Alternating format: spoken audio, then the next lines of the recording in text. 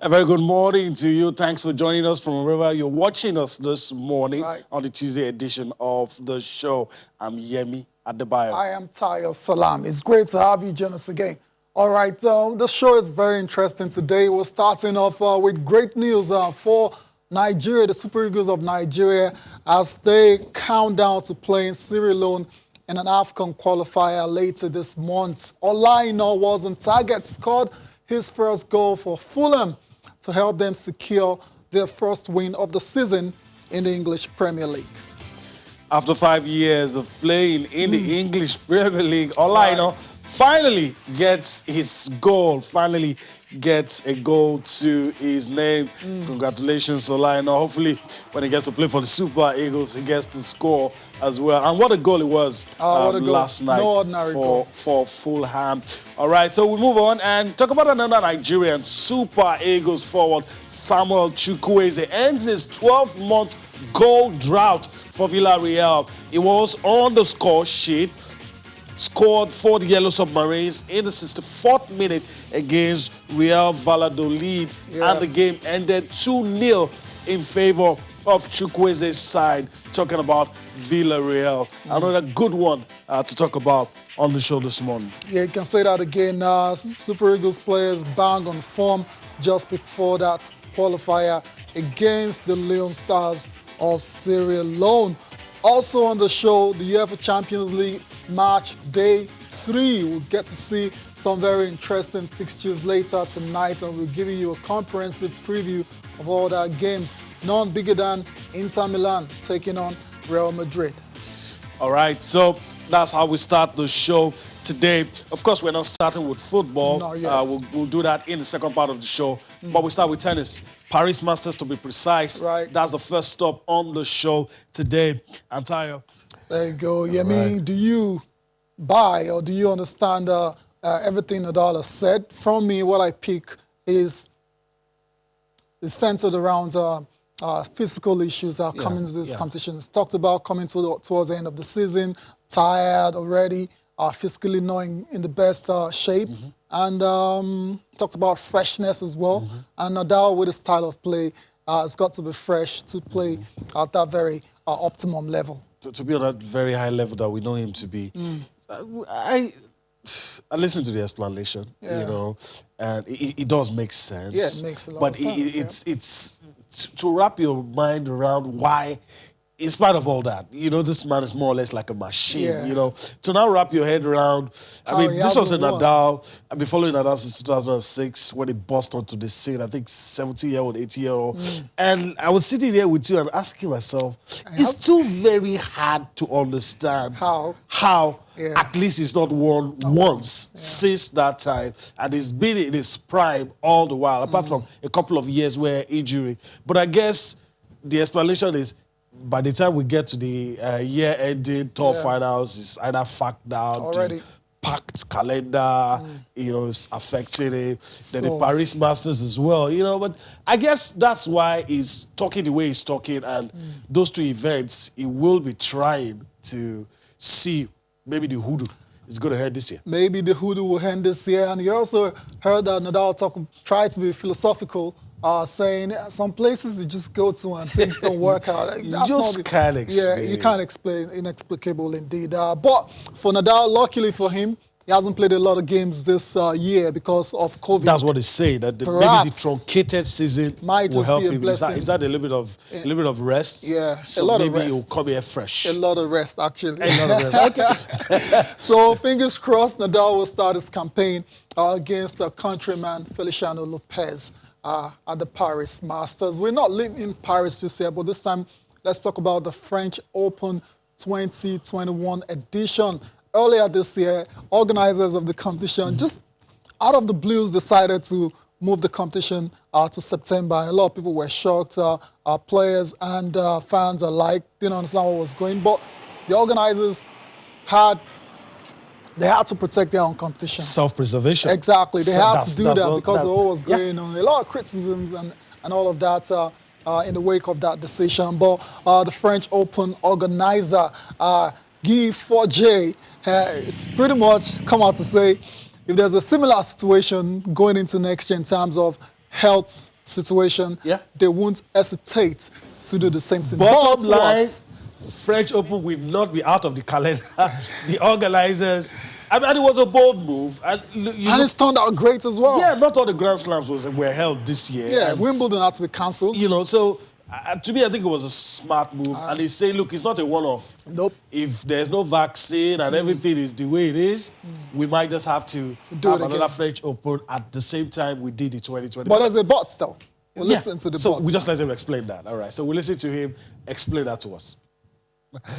All right. He laid it out, plain and simple. Yeah. All the scenarios, and none of it includes the French Open not taking place next year. Yeah, Even but with COVID. But to be fair to him, he's also mentioned that they will, this time around, not make a unilateral decision. Yeah. They will consult with lot of consultation. the players, the ATP, and the WTA. Because stakeholders. Exactly, because moving the French Open this year, am I saying last year already? But moving the French Open, it turned out to be a great move, but then you have to say it affected some other competitions as lot well, of too, events, especially the hard court season. Yeah, but it's totally understandable what they've done, and hopefully we're not having this discussion next year. COVID would have been totally, Done with. done with and Hopefully. eradicated. That's our hope and praise in this place. All right, then, that's it for the French Open. Let's come back home and talk about the Handball Premier League, the first contact sport to return in Nigeria. It's actually taking place at the MKO Abiola National Stadium in Abuja. Match day 3 games went down yesterday, and we have some of the results, all of the results for you. There you go, Yemi. Match day 3 for the men. Borno Spiders defeated Legacy Siders 26 points to 25. Close one. Kada Stars lost to Plateau Vipers 19 to 23. The Defenders 29 to 22 over Rima Strikers. Kano Pillars defeated Chief of Army Staff Shooters 31 points to 21. All right, for the ladies of Kano Pillars are good there. I mean, they're one of the Sports best, club, a well-run sports club in Nigeria. For the ladies, Adorable Angels, they were in action. They lost against Defender Babes, 36 to 30, 33 to 36. Desert Queens lost to Seasiders Babes, 16 to 23. Edo Dynamos defeated Himo Grasshoppers, 18 to 15. And last but not the least is the Plateau Peacocks, losing 20 to 22 against the Safety Yep. Babes. Game 4 matches, some have already been played this morning. But trust us, when we come later tonight, we'll give you all the results. Although I can't confirm to you that Benue Queens of Makurdi have defeated Desert Queens of Katsina 28 points to 17. That happened just this morning. But later tonight, we'll give you a comprehensive review. No rest for these guys. What happened. All right, so let's talk about the Super Eagles now and talk about where they're going to play their next game. Talking about the AFCON qualifier against Sierra Leone.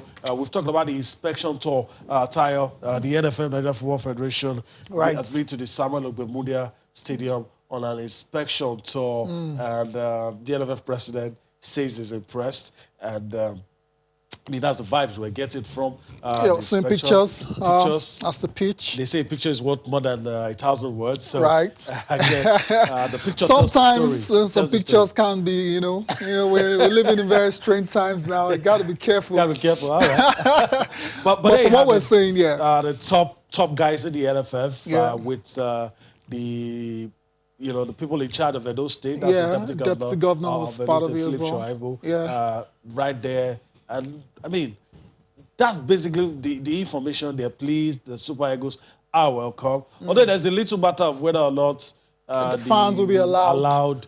As it is right now. As it is, based on the pronouncement. No fans allowed. No, based on the pronouncement that we had earlier, it said it was going to be thrown open. But we're waiting to hear an official clarification on whether or not. So that's another pronouncement. I'm talking of the pronouncement of the PTF when they lifted the restrictions on sports. That fans no mass gathering. That's what we know. But like I said, they're obviously And we expect them to be in line with those regulations. Of course. So when you now start hearing stories about gates thrown open, then you start to wonder, okay, have they changed something? That's why I said I think we need a clarification. But let's listen to the NFF president and the Edo State deputy governor talk about how the stadium and that they expected the Super Eagles to play on.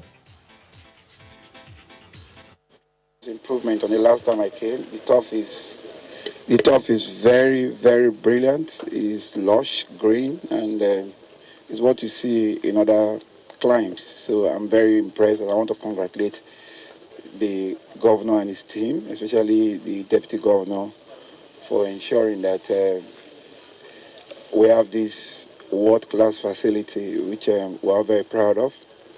The Super Eagles cannot wait to come to Benin City. Like I told you, I made a promise on behalf of the Federation, and that promise kept. And also to say that we've always been very thankful to the Edo State government for being there for the Nigerian Football Federation. And we thank them for that generosity at every point in time, because these are very sensitive times. And we're also working because there's been a lot of, about crowd coming into the stadium. We have to observe the protocol to the latter, The first thing is what they have done. Now they've written to us officially saying that they want, this is a 15,000 seating capacity stadium. They want about 6,000, 7,000 where they will space out, don't sit, don't sit, So we're going to look at it. We'll send a letter to the ministry and also send a letter to the presidential task force. Once we get the approval within the next 2 days, I've already spoken to CAF. We send a representative of CAF, and I believe it will, because I would want a situation whereby let people start seeing decent crowd in a stadium in a very competitive game in Edo State. For us as a state, we are excited that we'll be having the first international game in this brand new Samuel Ogbomudia Stadium. And that was what it was intended to achieve, to have both national and international games here. And we're also excited that in the course of building this stadium, we followed not just national standard, international standard. And we're all in touch with NFF to also guide us with all the FIFA necessary facility we need to put in place. So what you have here today is an international stadium, and we're excited that we'll be having this game here. And also don't forget that we are going to have a game in this period of pandemic. And the COVID task force in Edo is very strong, and they are already been recruited to be part of this game.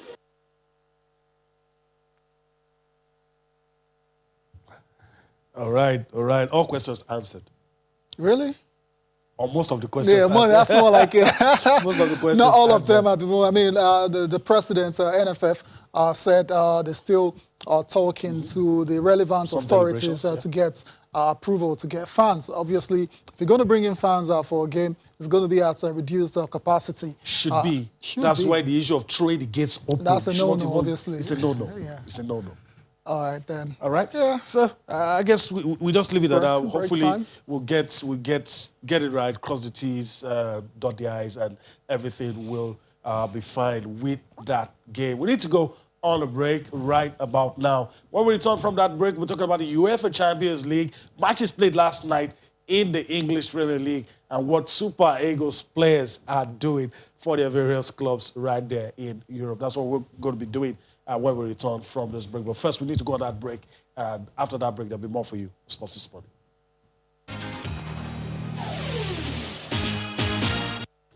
All right, welcome back. Let's bring you into all that we're doing on the show. It's that time we'll want to hear what you have to say about all the issues we've been talking about. We've talked about the Paris Masters today. We've talked about Handball Premier League. We'll also talk about the stadium inspection. We will be talking about the UEFA Champions League later on the show. So talk to us on all of these issues. You can tweet at us, at channels @sports. You can also send us a mail, sportsmoney@channelstv.com. That's how you can be a part of the show. Let us know how you feel about all the things happening in your amazing world of sports. All right? Of course, we cannot forget the big matchup in the UEFA Champions League tonight. Yeah, Real Madrid versus Inter Milan. Doesn't get bigger than that. Doesn't get bigger than that. You can send us your thoughts, your predictions on that game. Who do you think is going to come out tops?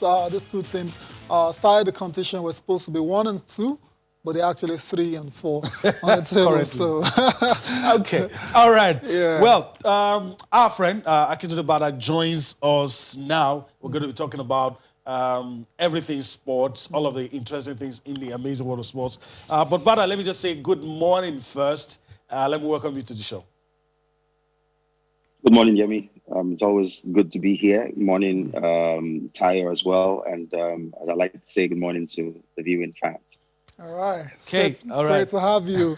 Let's dive Bada. straight into it. English Premier League, two matches played yesterday. In a particular game, we had 4 players of Nigerian descent in the game. 2 currently in the books of the Super Eagles. 2 probably will join later on. Who knows? Who knows? But your impression about Olaino, first of all. Olaino. Okay, let's start with Olaino. The goal and the Fulham performance getting their first win. Well, Olaino has always been a very, very useful player, especially on the right side of midfield. Sometimes his defending leaves much to be desired, but I think he's grown since his days at Chelsea. He's gone out to Torino last season on loan and did creditably well. He scored an absolute screamer yesterday in a generally fantastic Fulham performance, which can't be said of them too often this season. I thought that they bossed the game. It gave him an opportunity to be an outlet. I thought in the first half, Olaino was the best player on the pitch. The way he was nicking balls off the attackers of West Brom and was initiating attacks and joining them. And the way he took that chance on his supposed weaker foot tells you that this guy, supposed weaker foot, this guy is a complete footballer. He's two-footed. He's also played on the left side of defense for Nigeria, if you remember. Exactly. He's played as a left back. So he's quite balanced. He's quick. He's strong. He's got a keen eye for the pass, and his positional sense is quite impressive. And that's not to be it's not a surprise, because if you grew up playing in the academies in one of the top teams in England, the fundamentals are the fundamentals are ingrained in your DNA. And this is a player who, if he pushes himself a lot harder, can be one of the best in his position in the world without the shadow of a doubt. So I thought he did very, very well yesterday. But that can also be said about most of his teammates. Mitrovic, even Lukman Ademola was very, very good on the left side. He was asking West Brom all manner of questions all night. Right. And they were full value for the 3 points. Their best performance so far this season. Absolutely. They would have to produce that on a consistent basis. And that's why I fear for them. Because on the front foot, Fulham look really, really good. We saw them in the playoffs as well. They can score a lot of goals. In their number 10, Tom Kenny, I think is one of the most underrated players in the league. He hasn't really shown the quality that he's got in this league so far, because they've been under so much pressure from the opening day when they were beaten by Arsenal.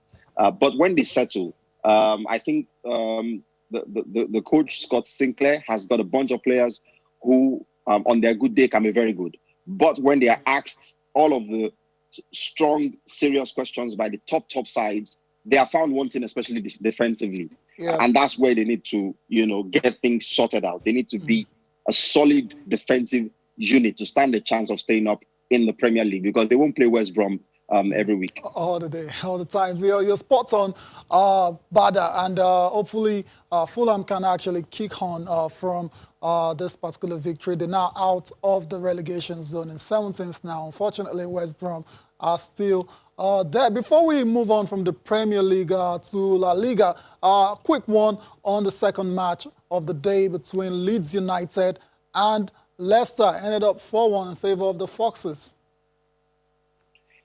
Well, I thought the Foxes executed what I imagine is a perfect game plan for an away game. And little wonder they've got 4 wins away from home on some of the most difficult grounds to go to. They've beaten City away, beaten Arsenal away.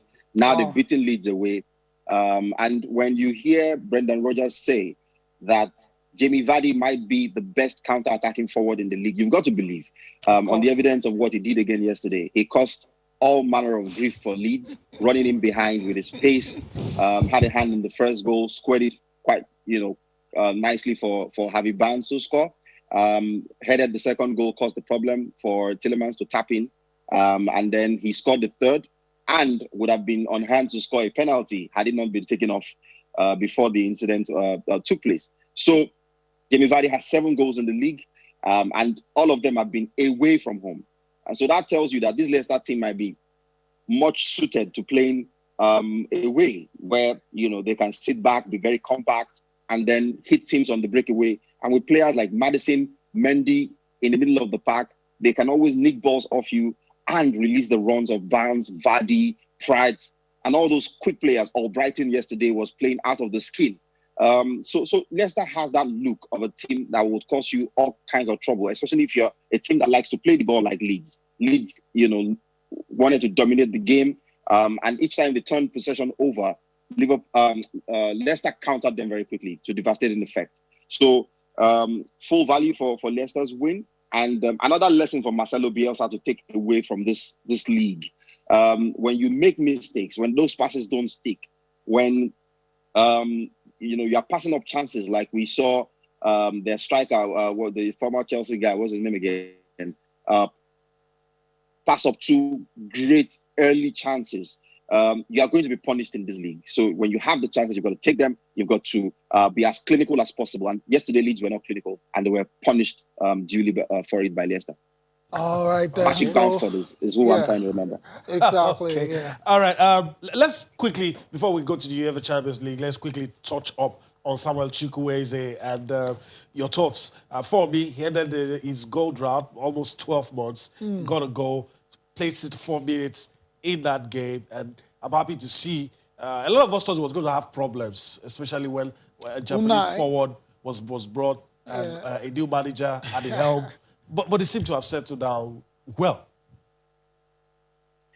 I watch Sam Chukwueze very closely. I'm a fan. I'm a big fan of the young man. But I must say that I have been a bit disappointed by him, especially in the early part of this season, the later part of last season and the early part of this season, because I think that he really hasn't kicked on from where he's been over the last 18 months or so. Incredible, frightening pace, bags of trickery, ability to beat his man, ability to play people in. He's got all of the ingredients to be one of the top players in world football. Think of Leroy Sané. That's the kind of player that I see when I look at Sam Chukwueze. He's got all of the ingredients, but he's just not decisive enough. The quality of his final ball still leaves much to be desired. And, he doesn't exactly back himself to be able to do what he did yesterday, which is running on the blind side of defenders and getting, in areas where he can in the box where he can affect the game and hurt teams. He stays out wide. He seems to enjoy just checking in on his stronger foot and passing it on, taking the safe options almost every time. And that's not going to take you far in world football. I mean, it's not enough to have pace. The Aaron Lennons of this world, Theo Walcotts of this world had loads of pace, but they really didn't do much with it. You've got to be decisive. You've got to be deciding games. You've got to be laying on assists. You've got to be scoring goals. You've got to be affecting games. And that's what Sam Chukwueze isn't doing well enough. He got on the score sheet, but you need consistency at the top level to be rated, especially as an African. You know, and I feel that he just needs to knuckle down, understand that he has everything he requires to be a huge success, and not settle too quickly, because we've seen that with so many promising Nigerian footballers. The moment, they have a lot of money in the bank and they're there or thereabout, they just settle. You can't see that hunger anymore. But the likes of Ibrahimovic are still doing it at 39, Ronaldo scoring goals at 35, Messi still going strong at 33. You see a young star who's in his 20s, and he's not really pushing himself anymore. And that's just inexcusable, you know. And I do hope that the people around him, his manager now, Unai Emery, and, I mean, yeah, there's that role that the support structure or system plays, but at the end of the day, you are the guy who must place very high demands on yourself. You've got to set very high standards and push yourself in training, push yourself very hard on the pitch of play to deliver week in, week out. And I look forward to a future where Sam Chukwueze is doing all of that. Right now, he's not doing it just enough. Yeah, I totally agree with you there. But 9 goals and 8 assists overall for Villarreal since breaking through into the first team. It should be doing better than that, I agree. And it's got all the skills, all the talents to be doing more than that. We're hoping that perhaps as it grows older, it'll start to deliver on all this promise, and I mean, productivity will get better as well. Let's leave the La Liga now. Let's come to the UEFA Champions League match day 3 later tonight. Some fixtures to tell you about. Very interesting games. Before we get the thoughts of Bada, starting with Group A, you have Lokomotiv Moscow taking on Atletico Madrid.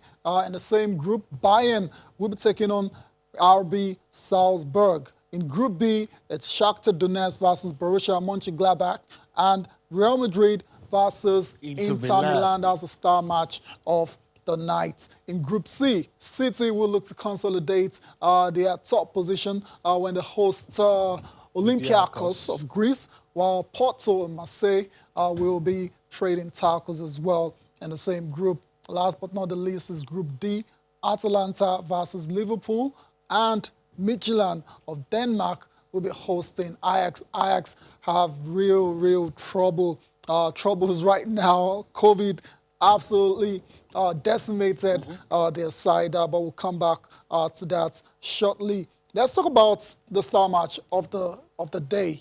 Bada, Real Madrid versus Inter Milan. I was saying it before you came on that when the draw was made, it was supposed to be Real Madrid and Inter, I mean, in whatever order, in 1 and 2. But they're not. They're in 3rd and 4th after 2 games. And now they face each other. As a matter of fact, they'll be facing each other back-to-back, in the next couple of weeks. How do you see this one playing out? Real Madrid hosting Inter Milan later tonight. Who's under more pressure? Real Madrid, obviously. They've got 1 point. They've lost some games that no one would have bet their money on them losing. They were beaten by Cadiz at home. They were beaten by Shakhtar Donetsk and required a last-minute equalizer the last match day against Mönchengladbach to get their sole point. They've started games uncharacteristically slowly. I don't understand it.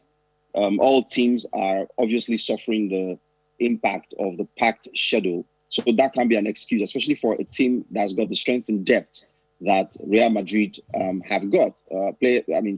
Top players like Isco can't even get games.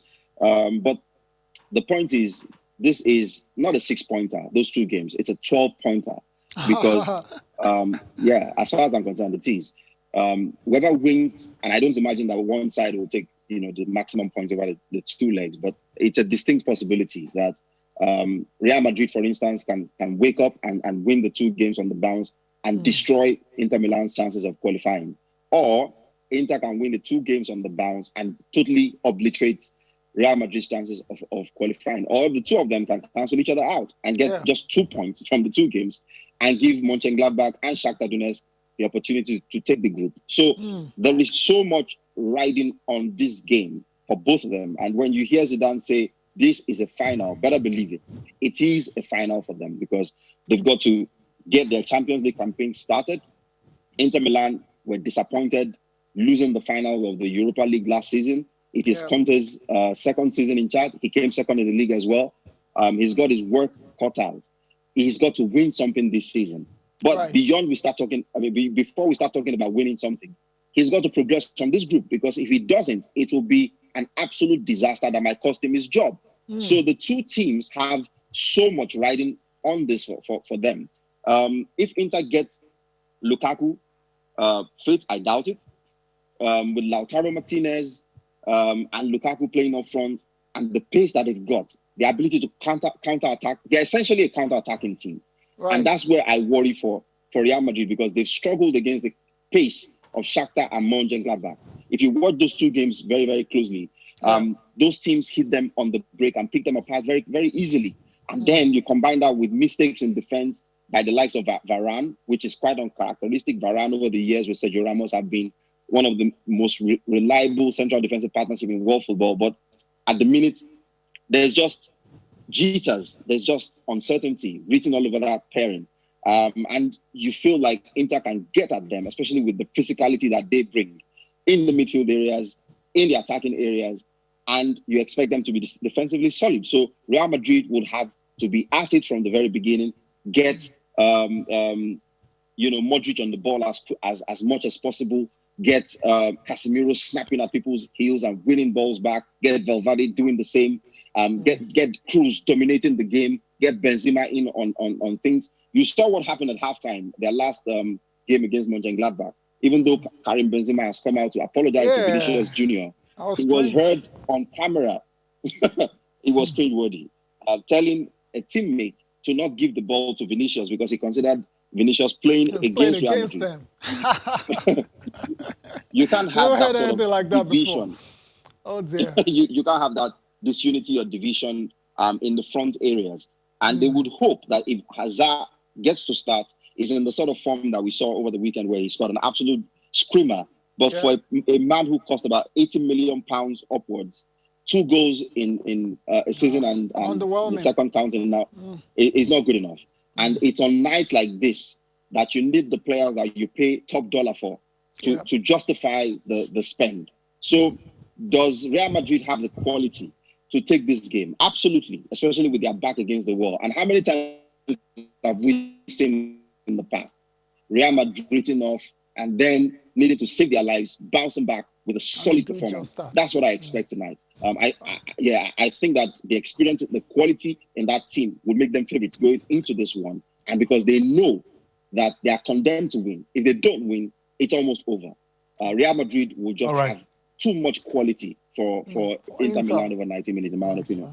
All right. But our next talking point will be Atalanta and Liverpool. But I want you to listen to Jurgen Klopp and give updates about his team. Then we come back to you. Then you tell us what you think is going to happen in that game when Liverpool take on Atalanta. But first, let's listen to Jurgen Klopp talk about the fitness updates on his players and the boost they received with players coming back from injuries.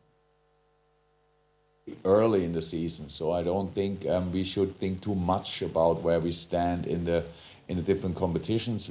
I think we do pretty well with just being focused on the next game, and the next one is for sure so far the biggest challenge in the Champions League because Ajax is a challenge as well, Midtjylland of course as well, but Atalanta with all what they did now in the last 2-3 years. Is a really settled team and difficult to play against, very special in their approach, slightly similar to Leeds, let me say like this, organization-wise and these kind of things. So it will be a tough one. All right. But I just hold on. We'll get your thoughts. We need to go on a break right about now. When we return from that break, we'll listen to what Bada has to say, with regards to what Jurgen Klopp, the updates he just gave us about this team. We need to go on a break now. When we return, still so much for you. Sports this morning.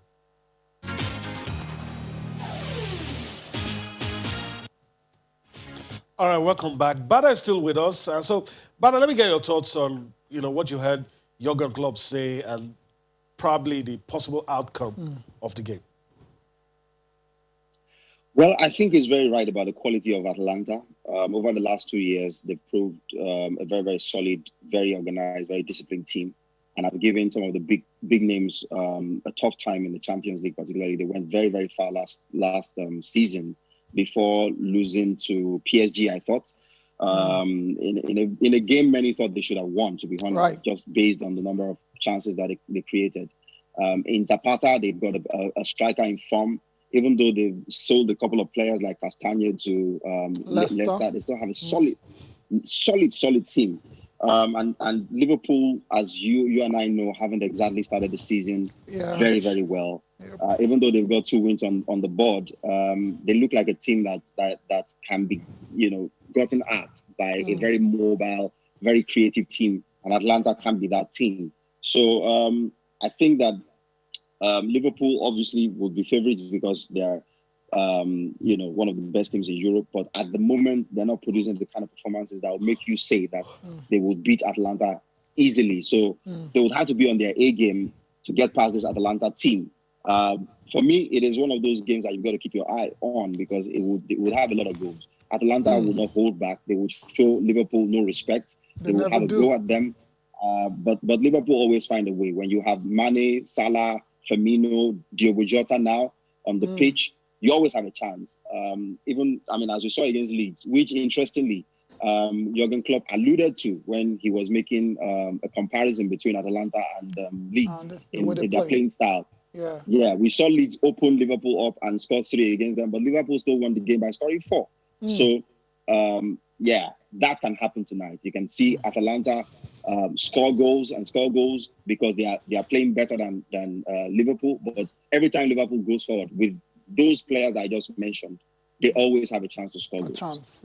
All right, then. So we'll see how that one pans out later today between Ajax and Atalanta.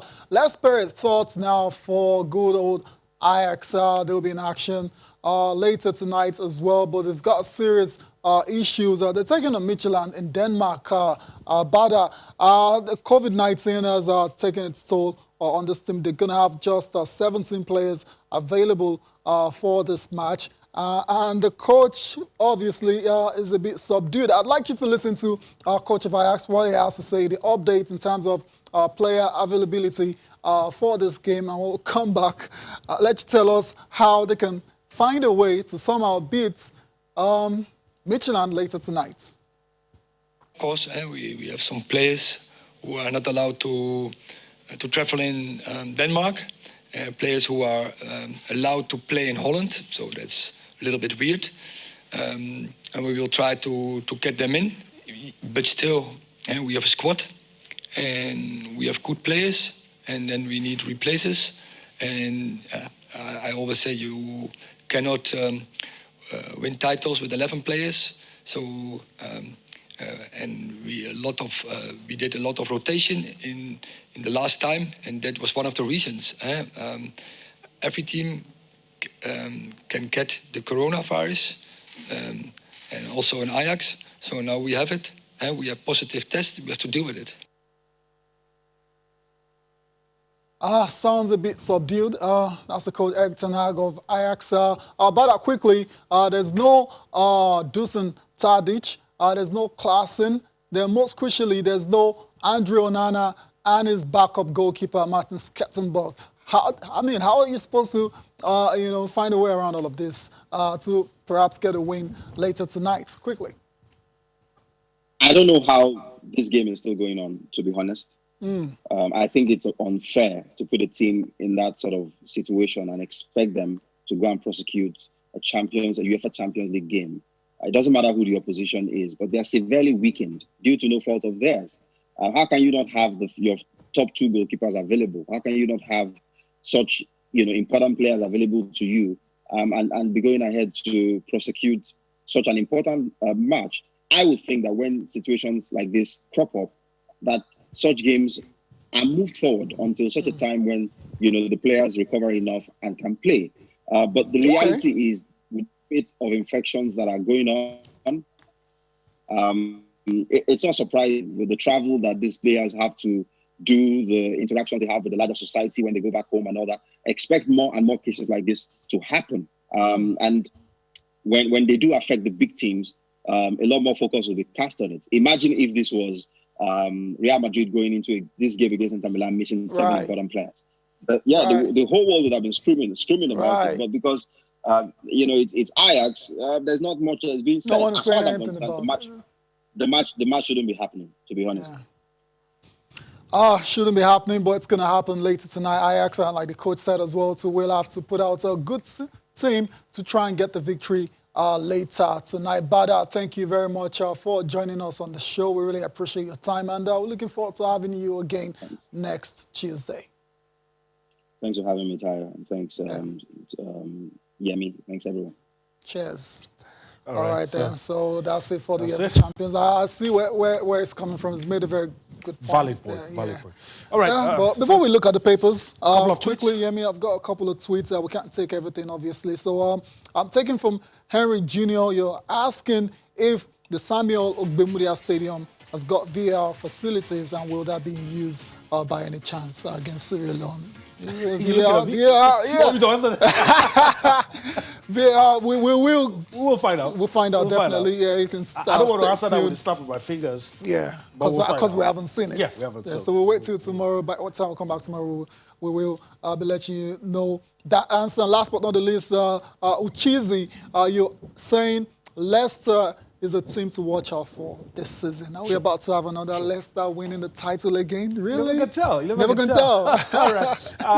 We're on the home stretch now. Let's see Yeah. how far we can go with the papers. 3 for review. Let's have a Complete Sports. And Complete Sports has some interesting stories. Chukwueze ends 32-game goal drought. That's... Okay, we're starting with Sporting Life. All right. Since we are Sporting Life, all right? Our Sporting Life battle against Sierra Leone. 7,000 fans to watch Eagles. Okay, that's according to Sporting Life. But you listened to the president of the NFF say earlier, deliberations still ongoing to get approval from the right Probably authorities. know something we don't know. Probably. And, we'll wait to see We'll wait. well of this part. But definitely we don't expect to see Full capacity, definitely not. Definitely not. Still on Sporting Life. Okay, Kike Setien has been talking, says, you know where the door is. Oh, he's talking about, who's he talking about? Messi. All right, okay. That's very interesting. 11 Ajax players test positive for COVID-19. That's what we're talking about earlier. They're going to have to depend on a rookie goalkeeper later tonight against Michelin, 20-year-old who's never played before. Okay, Next paper. Spotted Sun, that's what you have on screen. Man United, Leicester, George Chukwueze's chase. Really? Everton also in line. Okay. All right, and that's how far we can go with the papers. We also have Complete Sports, but we can't take it because we're pressed for time. But first, we want to say thank you to you for allowing us to be a part of your day. We're going to do this again tomorrow. I'm Yemi Adebayo. Bye-bye now. I am Taya Salam. Enjoy the rest of your day.